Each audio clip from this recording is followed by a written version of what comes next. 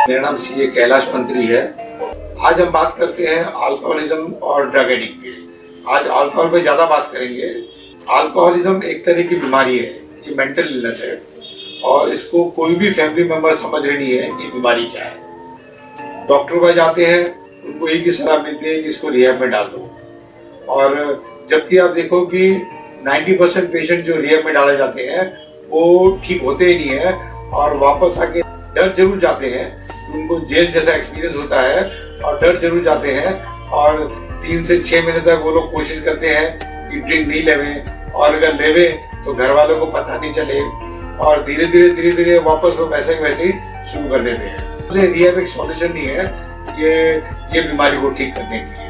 Alcoholism एक बीमारी है और ये बीमारी को ठीक करने के लिए रिहैब का सॉल्यूशन नहीं है। अभी ये बीमारी के रूट पे जाते हैं कि क्या तरह के लोग रहते हैं जो अल्कोहल और ड्रग एडिक्ट में जाते हैं। अल्कोहल ड्रग एडिक्ट में ज्यादातर यंगस्टर लोग, ड्रग एडिक्ट में तो गारंटेड यंगस्टर लोग ही शुरू करते हैं।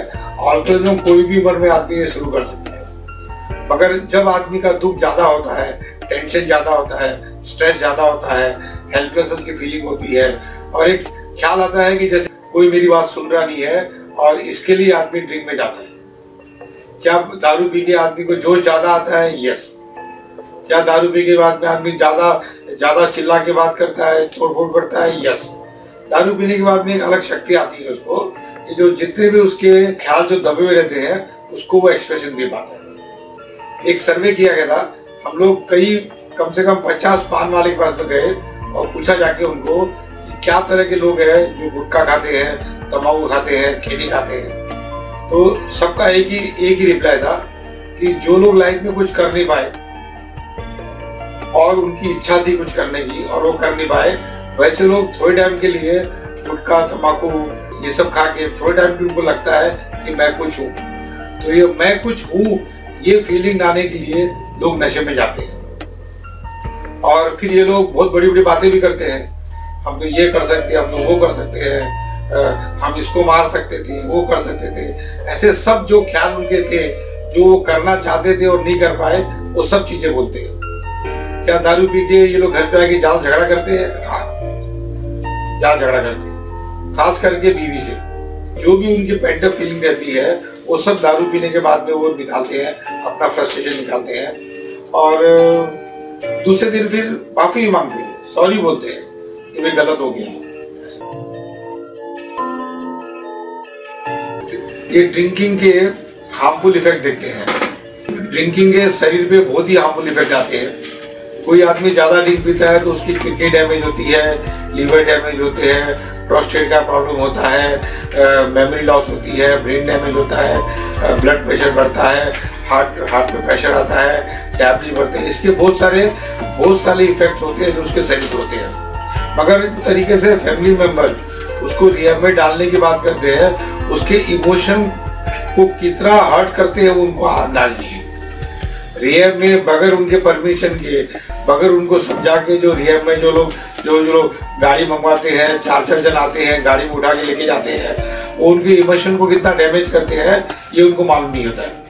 और फिर वापस आने के बाद में वो फैमिली मेंबर इतना चिल्लाते हैं, इतना फ्रस्ट्रेशन निकालते हैं और वो फ्रस्ट्रेशन के कारण और दारू पीते हैं। हाँ, ये एक तरह का मेंटल डिसऑर्डर ही है। दारू पीने से भी मेंटल डिसऑर्डर बढ़ता है और मेंटल डिसऑर्डर होने के कारण भी आदमी दारू ज्यादा पीता है। हाँ, ये बहुत ही अच्छा क्वेश्चन है कि एक दिन में या एक हफ्ते में कितने ड्रिंक लो तो हेल्दी है। सही आंसर है कि आप 1 घंटे में अगर 1 पैक लेते हो तो बॉडी को डैमेज नहीं होता, क्योंकि लीवर उतना एसिड एब्जॉर्ब करने की ताकत रखता है। 1 पैक का ड्रिंक का लीवर एब्जॉर्ब करने की ताकत रखता है कि 1 घंटे में अगर 1 पैक हो तो बॉडी को डैमेज नहीं होता। मगर होता क्या है, आदमी 1 घंटे में 3 से 4 पैक ले लेता है और लीवर उतना एसिड को एब्जॉर्ब कर ही नहीं पाता है।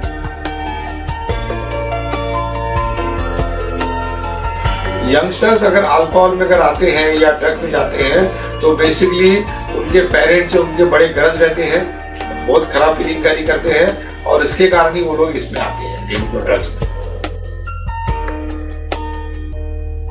नहीं, ऐसा कोई होता ही नहीं है कि कोई आदमी पैदाइशी अल्कोहलिक होता है, ऐसा होता है। आज जब लाइफ में दुख बढ़ जाता है तो आदमी अल्कोहल की तरफ अट्रैक्ट होता है या ड्रग की तरफ अट्रैक्ट होता है। तो इसका सॉल्यूशन है कि उसके दुख को डील करें, उसका दुख कम करें, उसको थोड़ी खुशी का एहसास देवे। और आदमी अल्कोहल इसके लिए लेता है कि पी के उसको थोड़ा खुशी का एहसास होता है। किसी भी आदमी को देखो, अगर उसको मालूम पड़ जाने कि आज शाम को ड्रिंक की पार्टी है तो कितना खुश होता है वो। 3 दिन बाद का भी पार्टी होता है ड्रिंक का। लोग कई बार शादी में अगर ड्रिंक होती है तो अटेंडेंस बढ़ जाती है शादी में, क्योंकि कईयों को लगता है मजा आएगा। जब आदमी के टेंशन बढ़ते हैं, स्ट्रेस ज्यादा होते हैं, इंट्रोवर्ट नेचर रहता है, खुल के बात करने की क्षमता नहीं रखता है, तो वो दारू पी के अपनी सब पेंट अप फीलिंग को निकालता है। और दारू पीने में सबसे ज्यादा लोगों को मजा आता है कि लोग खुल के बात करते हैं। इसलिए दारू बहुत कमती लोग हैं जो अकेला पीना पसंद करते हैं, एटलीस्ट स्टार्टिंग में तो नहीं। और ग्रुप में पीते हैं, ग्रुप में शेयरिंग होती है, बातचीत होती है। कुछ लोगों को शेयरिंग का बातचीत करने का मजा आता है। और कुछ बिजनेस के हिसाब से बोलते हैं कि दारू पीने बैठेंगे तो लंबे बैठ सकेंगे और कोई ज्यादा बात हो सकेगी, कुछ बिजनेस का फायदा हो जाएगा। ये शुरुआत के दारू पीने की बात है। मैं भी जो बात कर रहा हूँ अल्कोहलिज्म के, उसमें है कि ये बेसिकली उनके दुख के कारण ही वो लोग दारू पीते हैं। दारू पी के उनको थोड़ी खुशी मिलती है।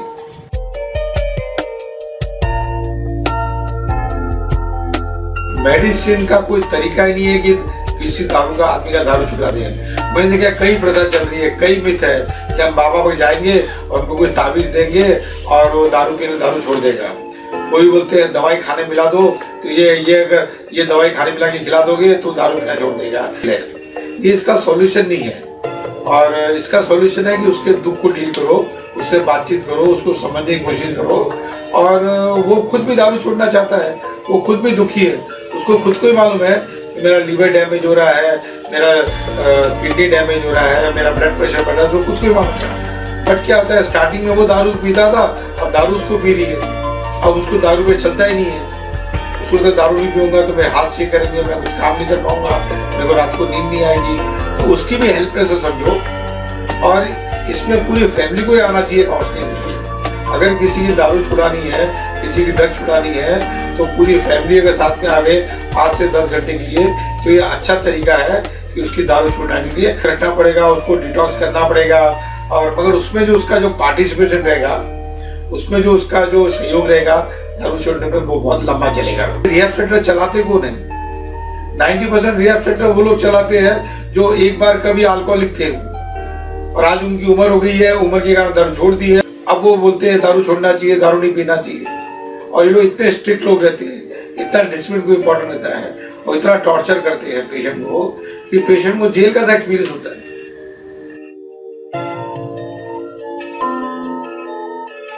वेस्टर्न कंट्रीज में है जहाँ पे एटमॉस्फेयर बहुत ठंडा है, वहाँ पे अगर आदमी ड्रिंक लेता है तो बॉडी में गर्मी पैदा करने का वो थोड़ा रोल रहता है। और इंडिया में तो वैसे ही बहुत गर्मी है। अगर आप शिमला में हो, कश्मीर में हो, वहाँ पे आप 1-2 पैक लेते हो तो चलो बॉडी में गर्मी पैदा करने की इसका रोल रहता है। वो सोच के कोई ड्रिंक लेता नहीं है, ड्रिंक लोग लेते हैं नशा करने के लिए। अभी ये नशे में क्या होता है, जब आदमी ड्रिंक लेता है तो एक पैक में उसके ब्रेन के 1 लाख सेल्स डेड हो जाते हैं और इसलिए उसकी धीरे धीरे मेमोरी खराब होती है, उसके हाथ पैर शेक करने स्टार्ट हो जाते हैं और ये सब डैमेज होते हैं। 1 लाख सेल एक पैक से आदमी के ब्रेन सेल डैमेज होते हैं। प्रेग्नेंट वुमन को तो ना अल्कोहल, ना ड्रग्स, ना मेडिसिन और ना स्मोकिंग करना चाहिए, क्योंकि इस पे बच्चे के रेस्पिरेशन सिस्टम में बहुत फर्क पड़ता है और मेंटल रिटार्ड पैदा हो सकता है। कुछ मेंटल इलनेस के साथ बच्चा पैदा हो सकता है अगर कोई भी ये चीज का सेवन किया है।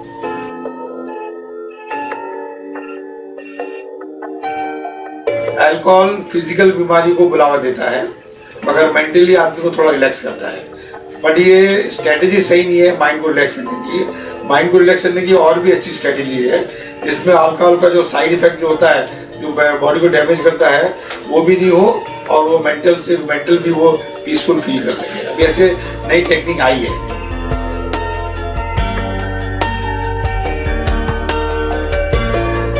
मॉडरेट ड्रिंकर यानी जो 2 से 3 पैक लेता है एट ए टाइम, उसको मॉडरेट ड्रिंकर होता है। हैवी ड्रिंकर यानी 1 क्वार्टर, 2 क्वार्टर, 5 पैक, 6 पैक जो आदमी ले लेता है, जो उसको हैवी ड्रिंकर बोलते हैं। उसके बाद उसको होश ही नहीं रहता है। अभी सुप्रीम कोर्ट का भी जजमेंट आया है कि हाईवे पे ड्रिंक एंड ड्राइव अलाउड नहीं है।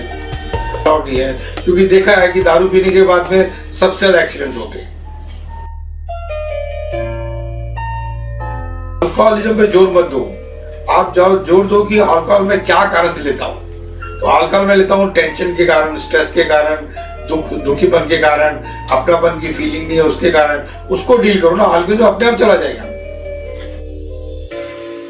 पास्ट की बहुत मेमोरी रहती है और कई मेमोरी खराब रहती है, तो जब खराब मेमोरी जब भी याद आती है उसको दारू का ख्याल आता है कि शायद दारू पी के थोड़ी खुशी मिल जाएगी, शायद दारू पी के थोड़ी शांति मिल जाएगी। और इसके लिए आदमी पुरानी याददाश्त को भुलाने के लिए दारू पीते हैं। जैसे कई बार देखा गया, फिल्मों में दिखाते हैं कि गर्लफ्रेंड ने छोड़ दिया, गर्लफ्रेंड दूसरी शादी हुई है, तो आदमी दारू पीने जाता है। तो यंगस्टर्स को लगता है कि भाई ऐसा कुछ होता है तो चलो बियर बार में दारू पियेंगे, शायद गम को भुला पाए। बट ये गम थोड़ा ये तरीका बहुत टेम्परेरी है ये गम को भुलाने का।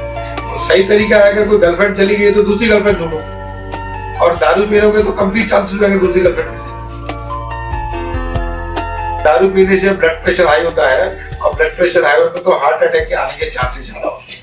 फिजिकल बीमारी बहुत होती है, प्रोस्टेट का प्रॉब्लम होता है, किडनी का प्रॉब्लम होता है, लीवर का प्रॉब्लम होता है, हार्ट का प्रॉब्लम होता है, बहुत सी प्रॉब्लम होती है। मगर फैमिली मेंबर को इससे ये चीज को देख के फैमिली मेंबर उसके इमोशन को निग्लेक्ट करके जो रिया में डालते हैं वो भी स्ट्रेटेजी गलत है। दारू इतना कड़वा होता है कि अकेले दारू कोई ले नहीं सकता है, तो टेस्ट को भुलाने के लिए लोग साथ में स्नैक्स लेते हैं। और जितना दारू हानिकारक है उतना ही वो स्नैक्स भी हानिकारक होता है।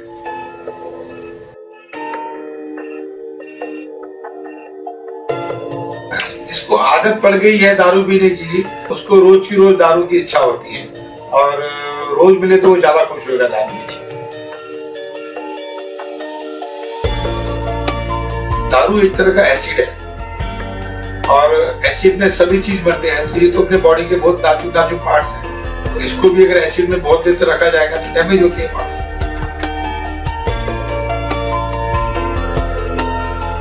दारू दोनों ही खराब होती है, जो देसी दारू बोलते हैं या इंपोर्टेड दारू बोलते हैं। बट जो थोड़ी ज्यादा फिल्टर्ड दारू होती है वो लीवर को धीरे धीरे डैमेज करती है, और जो देसी दारू रहती है वो इतनी स्ट्रांग रहती है, इतनी हार्ड रहती है कि प्योर एसिड रहता है वो, तो बॉडी के पार्ट को जल्दी डैमेज करता है। और क्योंकि वो सस्ती रहती है इसलिए आदमी थोड़ी ज्यादा पी लेता है। इंपोर्टेड दारू ज्यादा क्यों नहीं पीता है, थोड़ी महंगी रहती है। मैं लास्ट में फिर बोलूंगा कि रिहैब में डालने की स्ट्रेटेजी ठीक नहीं है। इनको हमारे जैसे लोगों के पास लाना चाहिए और पूरी फैमिली को साथ में आना चाहिए, और पूरी फैमिली को साथ में आने से हम लोग आपको एनालाइज करके बताएंगे कि इनका क्या दुख है, और ये दुख हम लोग उसका निकालेंगे। आप लोग की बहुत दुख है इनके साथ में रहने के, वो दुख को भी डील करेंगे और दोनों में अंडरस्टैंडिंग पैदा करेंगे, और फिर बाद में इनको हमारे रिहैब सेंटर में रखेंगे, और 10 से 30 दिन के अंदर ये हमेशा के लिए दारू छोड़ेंगे, ऐसा हमारा कमिटमेंट।